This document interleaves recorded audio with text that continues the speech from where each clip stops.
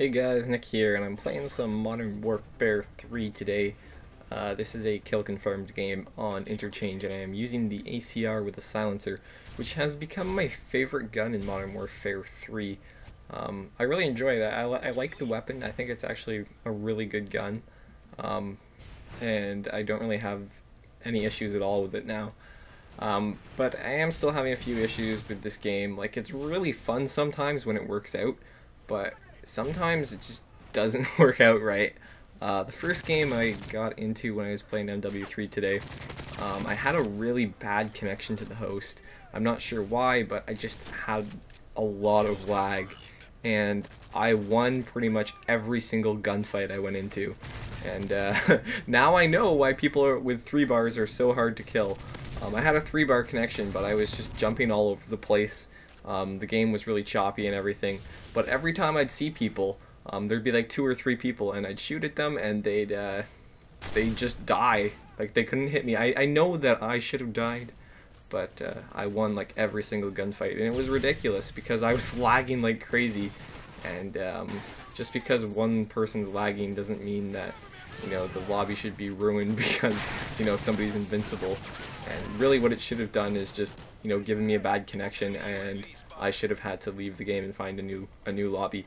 Like, that's what you used to do in Call of Duty. That's what, you know, happened in MW2. If you were really lagging that bad, you could not kill anybody, and you pretty much had to leave the lobby.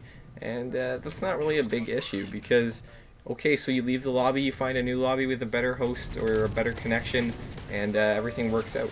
And I think that would be a better choice, rather than making certain people invincible or win gunfights when they really should not be winning gunfights. Because honestly, like, these people saw me way before I saw them, and my reaction times in some gunfights were really slow, and I still ended up winning. And it's just ridiculous because they could not kill me. I wasn't even taking damage half the time. Like, they just could not hit me at all. And that's a little bit crazy about this game still.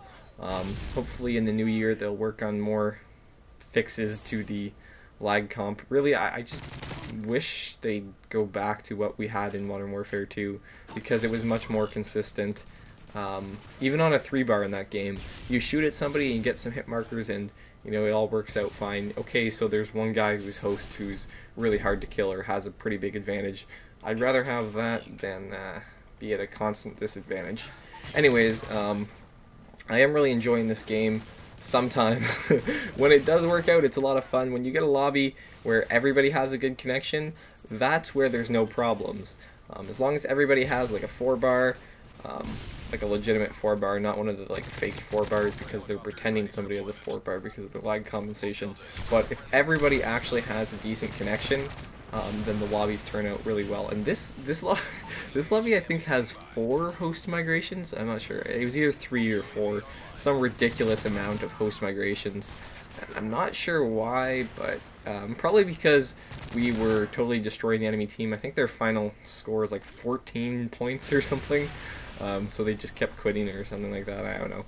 But yeah, there was a lot of host migrations this game, and none of them really seemed to give me that bad of a connection. And I liked it. I don't know what was up, why it just kept doing this. I think it's because everybody in this lobby had a good connection to each other, so the lag compensation wasn't screwing anyone over, and no matter who was host, you know, the game was still playable.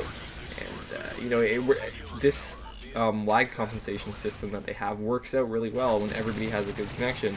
But when you start throwing in a few people who have a bad connection, it then has to give everybody a bad connection to compensate for that. And it's just not working out for me. But man, when the game does work, it's actually pretty fun. If you can find certain maps where the spawns aren't too crazy. There are a few maps that I just avoid playing because right now it seems like you can't get more than 1 kill without dying because tons of people just spawn right around you every time you get a kill. Interchange is a map that works out really well for me. I don't find the spawns are too crazy here. I think it's because it's a fairly big map in comparison, and they seem to have got the spawns mostly right for this map. Like, there are a few occasions where, you know, sometimes if you're not close to your teammates, the enemies will tend to spawn all around you. You'll just be surrounded by people who just spawned, and that's kind of scary. But you know, if you have a silencer, you got assassin, because pretty much everybody uses assassin now. I don't think anybody really just avoids using it, and it's your only option. But I guess, you know, it's manageable. It's kind of like stopping power. Like they removed stopping power because it was kind of the perk everybody used, and they wanted to, you know, free up that perk slot so you could use different perks. But with the constant UAV spam and assassin's just endless list of abilities, like really, it's just the new stopping power. Everybody uses it. You're kind of just like looked at like you're weird if you're not using it now, and I don't know. That's just kind of how I feel about assassin. I'm feeling like that if they manage to just completely remove the lag compensation, like change it back to MW2's style or something similar to that, maybe a slightly improved MW2 hit detection system, then the game will be, you know, a little bit better, along with spawns that are less revenge based, and I think the game could actually be fairly good after that. I think it could be a fairly high contender for a one of the best Call of Duties there's been.